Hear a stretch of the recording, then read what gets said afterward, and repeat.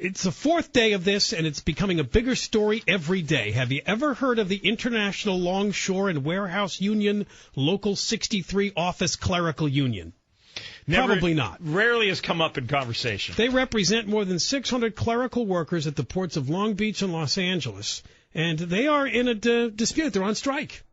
And because of that, and I mentioned there's only like 800 in the total union, but the 10,000-member dock workers union is honoring the picket lines, which has pretty much brought things to a halt at the port of Los Angeles and Long Beach. In fact, some cargo ships are going elsewhere. Some are just sitting there waiting to see what's going to happen, and others are being rerouted from the start. Now, how does this could be costly to the economy? And I read 600,000 people are somehow connected to port work between the truck drivers and everything else that deals with the cargo that comes in. Well, combined, the Los Angeles and Long Beach ports handle 40% of the import trade in this country. 40%. And right now they're contributing 0% because everything's shut down. And you got those ships backed up. And these clerical workers, they typically make, according to the Associated Press, more than $160,000 a year. Their contracts expired 2.5 years ago. And according to management, they've offered to boost the pay to $195,000 a year, 11 weeks paid vacation, and absolute job security, guaranteeing full-time pay, wage increases, a bonus payment. And to give you an idea, pension increases. What they do, I mean, clerical workers should give you an idea. They handle the immense flow of information that accompanies every cargo ship, as well as every item in the freight, and then they have to do all the logistics with the shipping and so forth. So the deal they have is $160,000 a year. The deal they're offered is an average of $195,000 plus all the extras. And he still had 60 protesters out there in the heavy rain this morning, complaining that life is unfair. Now we're going to talk to Steve Berry, and Steve is with a law firm. He's the chair of the Employment Law Department in their Orange County office. And, of course, I guess he is representing the Harbor Employers Association. That would be the other side of this, the management side of this dispute in these negotiations. And let's get Steve on the show for more details. Steve, are the published reports right about the salaries and benefits that these clerical workers get? Yes, they are. These are, by their own admission, the highest paid clerical workers in America and possibly the world. Their wage portion only currently is about $85,000 a year. We've proposed to boost that to about $90,000. The benefit package is worth another $80,000. We've proposed to increase that to about $90,000. So the total right now, wages and benefits, is $165,000 a year. That will go to $190,000 a year over the next 3.5 years. All right, so the 190 includes pension and health care benefits. That's true. They have a complete funded benefit pension benefit that'll be worth about $75,000 a year in retirement. They qualify for that after just 10 years of employment at age 55. And that's a guaranteed pension. That's not one of those 401ks, right? Well, that is guaranteed, but guess what? They also get the 401k, a employer-mandated contribution of $2,000 a year for which they do not have to match anything. And they're being offered absolute job security? What does that mean? Nobody can get fired for any reason? Well, no, obviously it can be terminated for serious misconduct, but we've provided them a no layoff guarantee. So we've committed to them that they will not be laid off no matter what. We're stuck with these employees for, really the rest of their lives. And well, what's the deal with the time off they have? 11 weeks? Is that real? 11 weeks of vacation? It is true. The average vacations are 4 weeks. The maximum vacation is 7 weeks. They have 21 paid holidays. They have 13 paid sick days. And they also have unlimited doctor and dental appointments of 2 hours each. So wait a minute. It's significant. Well, can I ask you? Why could they possibly be striking over a complete compensation package like this? It just seems incredible. What is it they want? What they want is to perpetuate what they've had for many, many years, which is feather bedding practices where they have demanded what the staffing levels will be at the companies, how many people you'll hire, and when you will replace your absentee employees. It doesn't take a rocket scientist to figure out that when you have 11 weeks of paid time off, people are going to be absent from work. We have a 29% absenteeism rate. That means employees are coming to work about 3.5 days a week. What they want us to do is to bring in a temporary out of the dispatch hall, put them in that desk, the chair of the absent employee, and then pay twice. So we pay the absent employee plus pay their replacement. And what do you want to do? We want to bring people in when we need them, like every other employer in America does. And when folks retire, when they quit, we want to decide whether we need to fill that position or not. The union would have us fill it. In fact, they're currently demanding that we hire fill 38 positions that were vacated over the last 3.5 years through retirements. What exactly do the clerical workers do? They do a variety of functions. I heard your intro, and you were accurate. I mean, they do the paperwork. They'll take, process the bookings when customers will book their cargo shipments through the ports of Los Angeles, Long Beach. Those bookings will be taken by them. They'll issue bills of lading. They'll process the customs paperwork. They'll arrange for truckers to pick up the cargo, that type of thing. All right, how did they, doing that kind of work, how did they get in the position to begin with where their pay and benefits package and vacation and sick days is so generous? Most people have a hard time believing that clerical workers could possibly get a package half as good as this. It's the power of the 10,000 longshoremen that you mentioned. That's historically what it's been. When you can shut down commerce in America, you have tremendous power. And when these terminal operators and container shipping companies for years were doing well because it was year-over-year increases, year-over-year volume increases, revenues were great. It's a relatively small unit, 14 companies, an average of 40 people per company, total of 560 regular employees.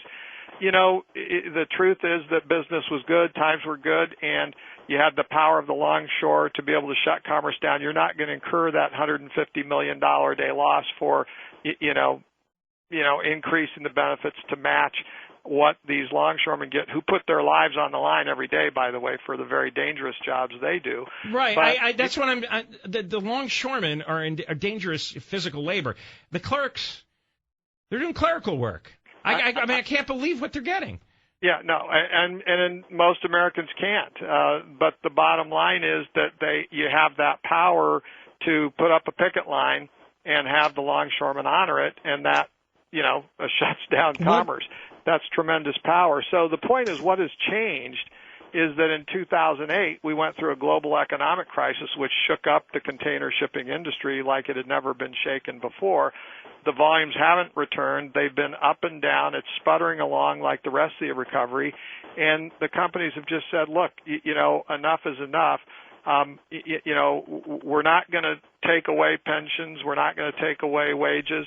We're going to continue to kind of match the industry, but we're not going to be forced to hire people we don't need. We've got to be able to have some control over how we manage our business. So when we have another crisis like we faced, or the cyclical, fits and starts we've had during the recovery, that we're going to be able to adapt to those situations. Well, what about their complaint about outsourcing? Has that been happening? Outsourcing their jobs to places like India and Costa Rica and Taiwan is what I'm reading? It's absolutely false. There's not been a single job outsourced. And to the contrary, they have an elaborate arbitration procedure. If they believe that anyone outside of their jurisdiction is doing their work, they simply file a grievance, and that can go to arbitration. There's not been a single arbitration over a lost job. As I mentioned, we've provided an absolute job guarantees with a wage and benefit package that at the end of 3.5 years will be $190,000. It makes no sense that we would pay somebody to sit in a desk that we can't lay off and yet have somebody else do the work in another country. Why would we even pay twice for that? It just makes no sense. All right. That it's not true. Steve Berry, thanks very much for coming on with us. My pleasure. All right, Steve Berry. Steve Berry, that's right, and he's an expert in employment law. He's actually a partner in a law firm, but he's representing what is called the Harbor Employers Association, and those are the people that are negotiating with the clerical workers at the Port of Los Angeles, the Port of Long Beach. There's a few hundred of them who've gone on strike. They haven't had a contract in 2.5 years, but boy, it's a pretty good deal that they're getting for compensation and benefits. We'll talk more. John and Ken, KFI AM 640, more stimulating talk radio. The Harbor Employers Association. That's the management side of the table in this dispute, which has basically closed down the Port of L.A. and the Port of Long Beach because the clerical workers, who number in the hundreds, are on strike. Now, behind them, though, are the actual longshoremen, the real workers on the docks, and they number 10,000. And since they decided to honor the picket lines, that pretty much does it for now. This is the fourth day of the strike. Yeah, the clerks by themselves couldn't shut down the ports because management could probably take over their duties. But you can't replace all those longshoremen doing all the heavy, dangerous labor. And I am shocked that they're being offered a compensation package of $195,000 average, and that includes salary, health care benefits, and pensions. And that they're getting 11 weeks of paid vacation, which includes not only their vacation, but their holidays. 21 holidays. Sick days. 21 That's holidays. Better than the state workers get. Can you come up with 21 holidays? You know, I'm trying to think about that. I'm sure they grabbed Columbus and the ones at Veterans Day and all those days. Sure, but what, April Fool's Day?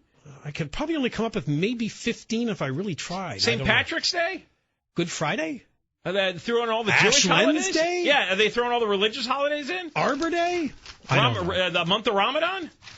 Anyway, it is amazing, and most people are not going to relate to what they're doing if they know what we just explained. A lot of people don't know the details of this, and they think about the port workers. And they're women. A lot of them are women. They're out there with the signs, unfair wages, unfair job conditions. They haven't had a contract since 2010, but they've been working under the same deal. Matter of fact, they decided, and I'm just going to give you more of the details of this, that they would give them absolute job security, guaranteed full-time pay, wage increases, and a one-time $3,000 payment for each permanent employee to cover those missed pay hikes from the last couple of years. Right. And there will also be pension raises for the next 2 years. So obviously this is a spectacular deal for doing clerical work. So if you believe Stephen Berry, we just had him on. He's with the L.A. Long Beach Harbor Employers Association. He says the issue, and same story here in the Associated Press, I'm going to assume it's true. The issue is that the union wants feather bedding.